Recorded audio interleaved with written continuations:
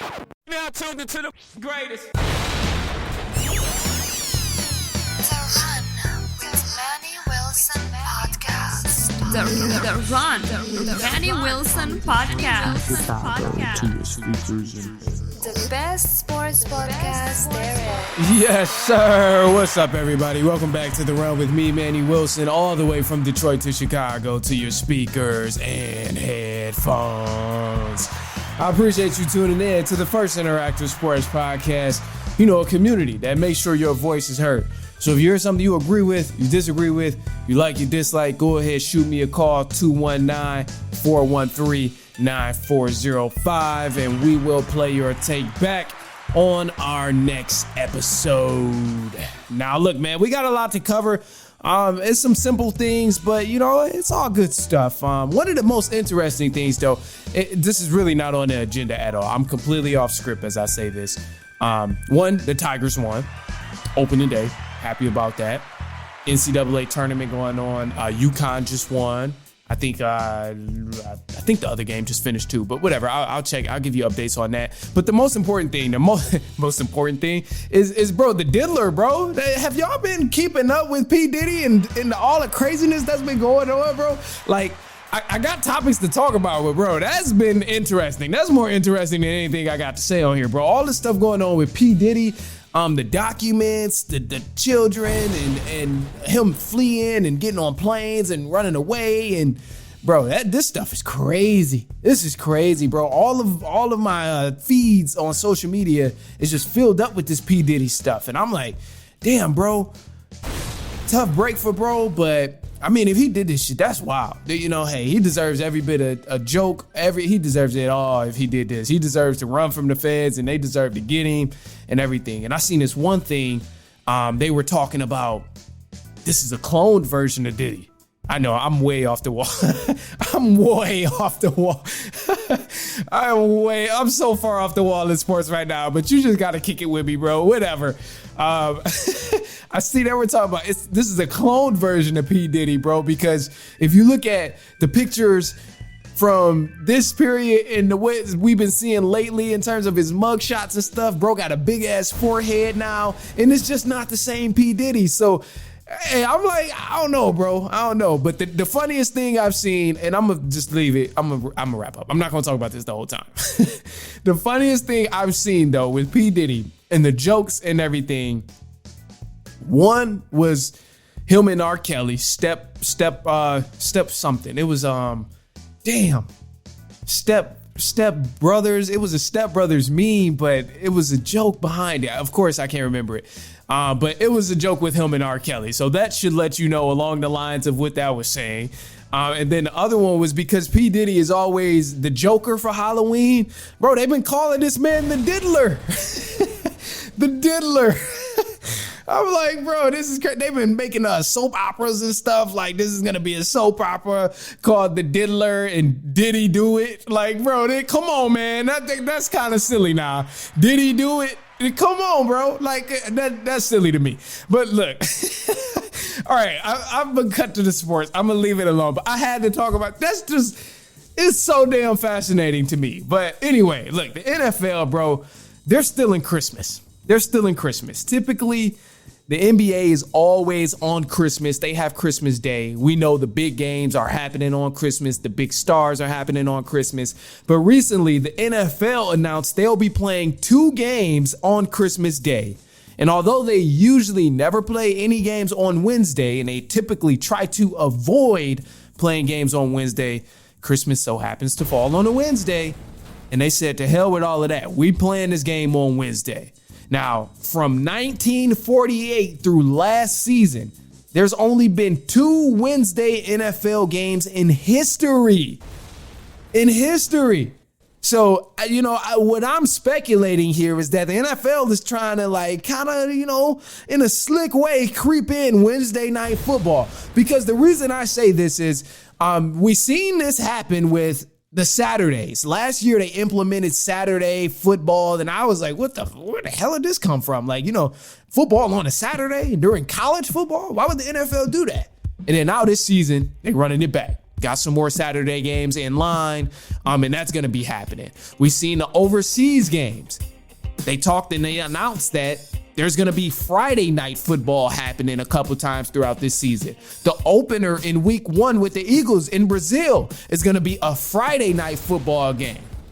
So they got Sunday, Monday, Thursday, because Thursday night football, Saturday, and now they just announced Friday. So, bro, they spreading out a lot in the NFL. You know, I'm not mad at this because I'm like, bro, get your money. You know, hey, you're getting a good ratings, all of that stuff. Get your money if you can really capitalize on the viewership and the deals that can come along with this. The thing that I'm worried about more so is the durability of players and the investment of the audience to actually watch every day of the week if this continues to happen, because I think it's going to happen. The NFL lied when the streaming services stuff was happening and said, oh no, this is a one-time thing. And now we can't even watch a game outside of Peacock and Amazon Prime. So I think this is going to end up being a long-term goal of the NFL's is to have games happening weekly, but the more games you play in a week, the less recovery time guys are going to have. So with this whole Christmas Day thing going on, there's going to be teams that play 3 games in 13 days. And that's a lot, bro. That's putting a lot on guys' bodies. They're going to have these knick-knack injuries.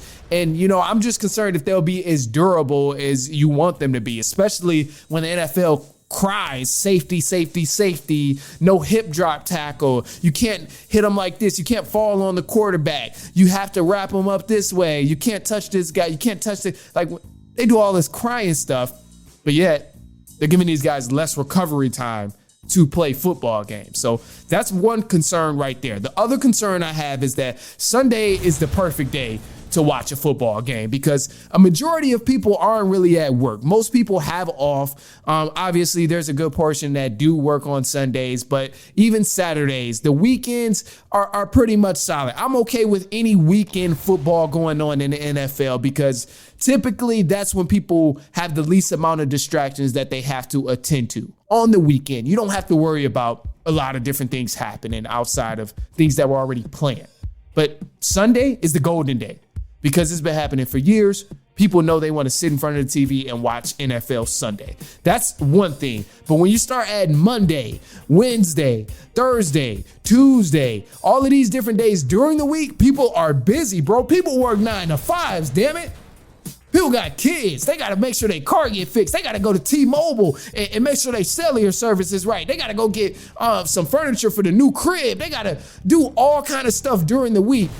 And adding a football game might backfire. I'm not saying it will, but it does have the potential because this is the same reason that a lot of people struggle to follow the MLB and the NBA because there's so many different games in this long season. So there's just so much happening that people aren't really able to attend to during the week. So because the NFL has always been once a week, you were getting it Sunday and then at an extracurricular, you get Monday and Thursday, and you might miss those games if you are busy during the week, but for sure you are going to be able to watch Sunday night football. When you start adding Monday, Tuesday, Wednesday, Thursday, Friday, every day during the week, it get a little hectic. So that's my only other concern with that area is because, it can get tough for people to follow and keep up with. So as far as the NFL doing that, obviously we see they have a plan and how they're going to implement this stuff and roll it out. But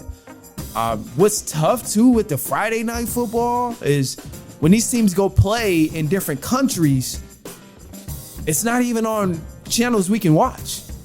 Like, we're going to have to figure out how we watch this game because I think you have to be an NBC subscriber to watch this Eagles game in the opener of week 1. So, it's weird, bro. It's weird. And obviously the NFL is going to keep dropping stuff about it, but ultimately they finessed the NBA. Long story short, they stole Christmas. Now, look, we got a side note here, man. I want to talk basketball. I got to slide back there for just a second because this team, they've impressed me. I usually don't talk about bad teams at all, but this team has really, really impressed me, bro. The Houston Rockets, they've been on a tear, man. They're on a 10-game winning streak right now, and they're just one game behind the Golden State Warriors to fight for a chance to get into the playoffs, meaning they'll play in a play-in game. Now, the Rockets, they're 37-35 right now, and they play the Utah Jazz tonight, which is going to be an easy win for them, especially because they've been rolling. Now, I'm hoping the Rockets get to the playoffs. Usually, I'll probably be like, whatever, but there's a couple different factors into that because, one, they got all these young guys on the team who are very, very talented.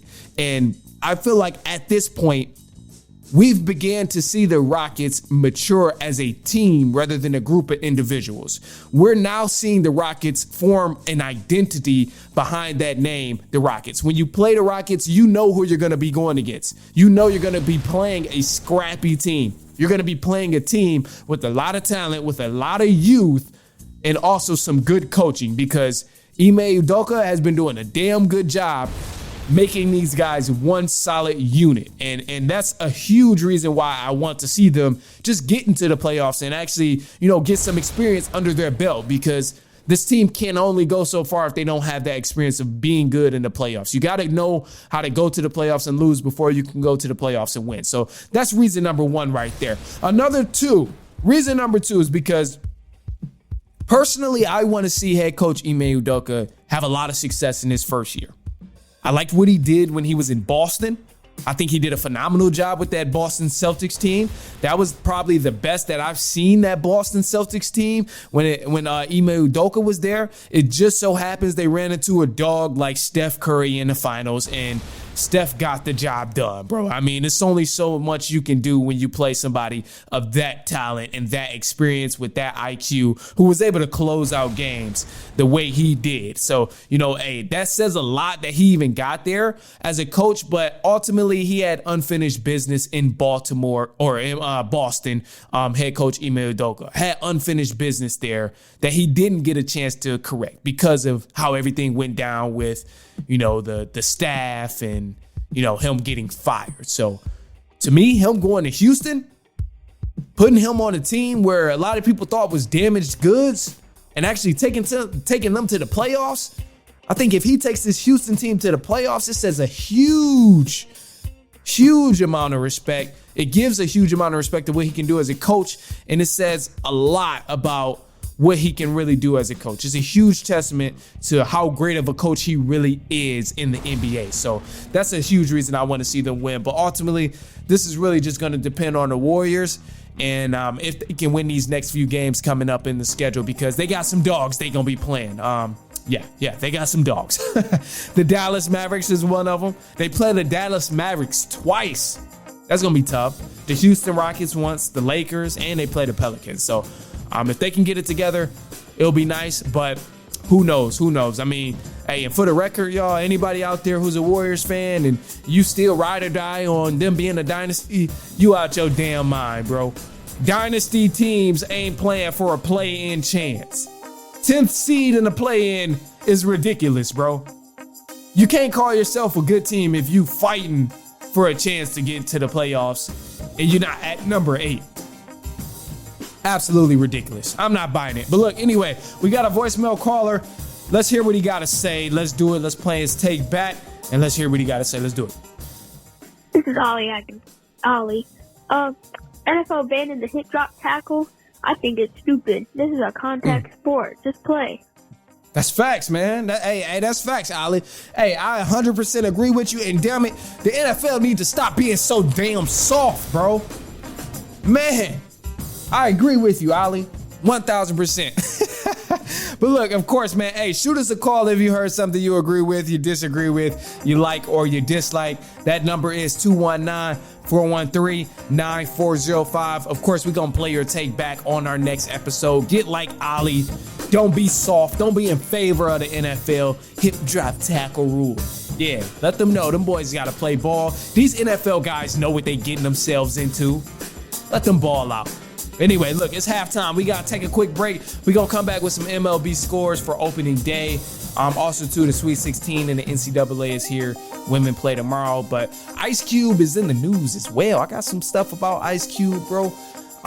He's making some deals around here. And, I think he's really going to be making some stuff shake with the BIG3 League that he has going on. But anyway, it's halftime. We'll be right.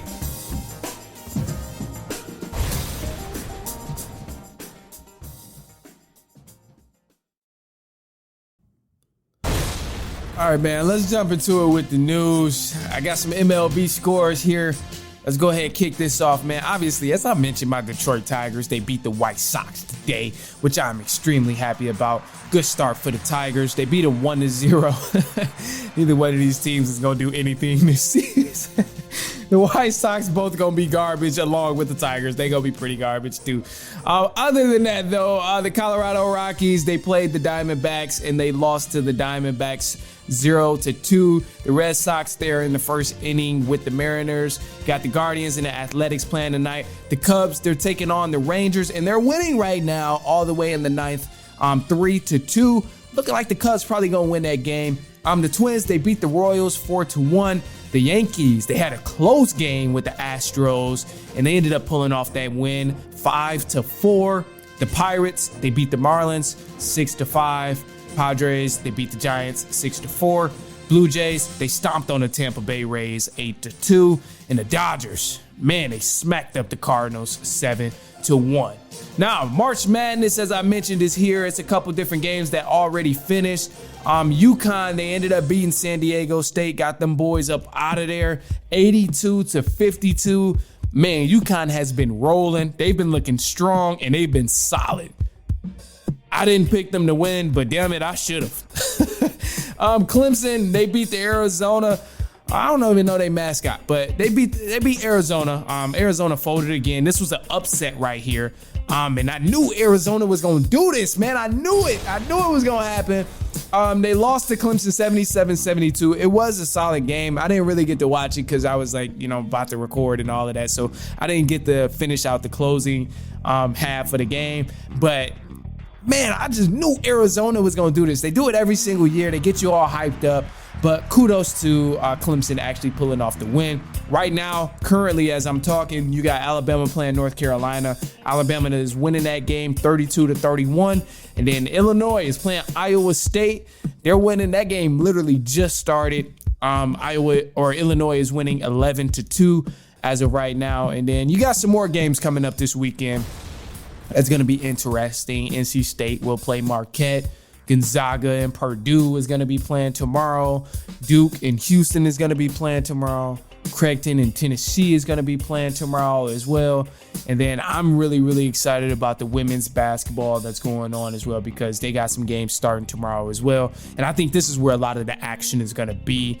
When you talk about college basketball in the tournament, they've had a lot of hype throughout the season so far. But you got Oregon State and Notre Dame. Notre Dame has some dogs on that team for the women's. South Carolina undefeated playing Indiana. NC State and Stanford, Gonzaga and Texas will be battling it out tomorrow.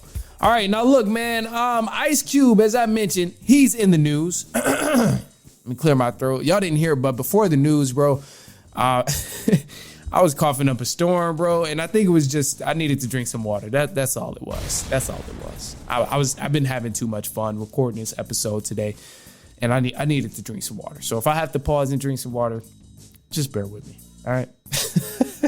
Look, Ice Cube is in the news though, bro. Your boy Ice Cube and his BIG3 League, they apparently offered Iowa's Caitlin Clark $5 million to play 10 games in a BIG3 League.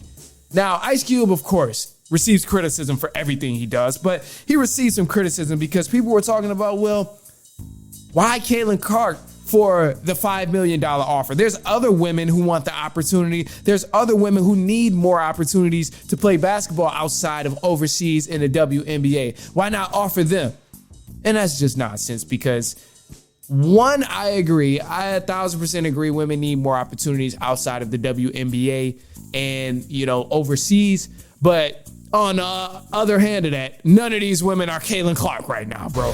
I don't care who you pull out the WNBA. They are not Caitlin Clark right now, bro. It's not a good idea for Ice Cube to go find anybody else and offer them $5 million when they're not bringing the same type of crowds that Caitlin Clark is bringing. Bro, because did you forget, this is the same girl that had people waiting 4 hours outside of stadiums and arenas to watch her play. In the beginning of the season, we witnessed Iowa fill up a football arena or football stadium to watch Caitlin Clark play. A football stadium. The game was sold out, and it wasn't even an actual exhibition game. It was just the black versus yellow game for Iowa. And the football stadium was filled up. Over 85% of her games were sold out this past season. So she's filling up arenas game after game. And this is a generational type of talent. So that's why she gets this generational type of offer coming straight out of college. Because anywhere she plays, she's going to bring record-breaking numbers to an audience.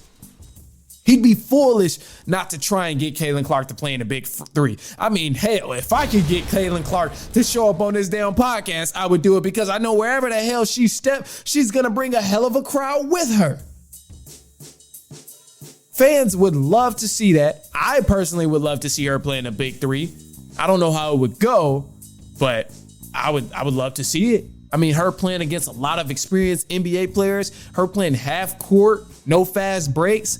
I would be interested in that. And then this is crazy too, because Kenyon Martin, he plays in the Big 3 right now. And he was on there on one of these podcasts he was on. And he was saying, I don't think Caitlin Clark could play in the Big 3 because it's a step down from prison ball. And I'm like, that is kind of true, because I've watched the Big 3 a couple times, and it is definitely, very, very intense. It's very physical. And again, that half court setting would probably be the thing that I'm most concerned about in terms of Caitlin Clark's game, because I know she has game. She's going to be able to shoot lights out, but also too, you ain't going to be at a fast break thing. Everything is going to have to be one-on-one.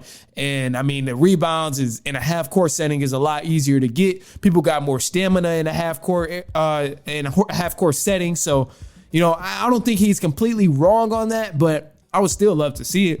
It just so happens that Caitlin Clark definitely ain't gonna do that. She ain't about to go to any other of these leagues, even though they're offering her a lot of money. The NBA and the WNBA just really, really gives you a different amount of credibility when you talk about, playing on that stage. Because, I mean, hey, you play against Sabrina Ionescu, you play against Breanna Stewart, all of these other legends in the making in the WNBA. I think it's definitely going to be something crazy. And, that's the only way you're really going to be able to achieve that GOAT status of the greatest of all time is if you play against the best of the best. And just so happens the best of the best are in the WNBA right now. So I think Caitlin Clark is definitely chasing GOAT status. But anyway, look, man, she's got it. She's got enough following to completely build arenas, completely build stadiums, fill them all up. But I don't think she'll end up doing it because she's trying to be the GOAT. But look, man, that's all I got for you guys today. I appreciate you for kicking it with me. A fun fact, too, about Ice Cube in this Big 3 League is X, formerly known as Twitter, and the Big 3 League, they partnered together, and they're going to broadcast live games this upcoming season on the app. So you can watch those. I'm a firm believer everybody should support Ice Cube and what he's doing. Apparently, he's been outspoken on, saying how the NBA has tried to continuously keep him down and, not expand. And since he's doing that anyway, I think that's huge for him to really, keep doing that and staying in his lane, getting that done, bro. That is dope that he's actually still going on, I think, year 7 of the Big 3 League, and it's rolling strong. So, that's dope. That's dope.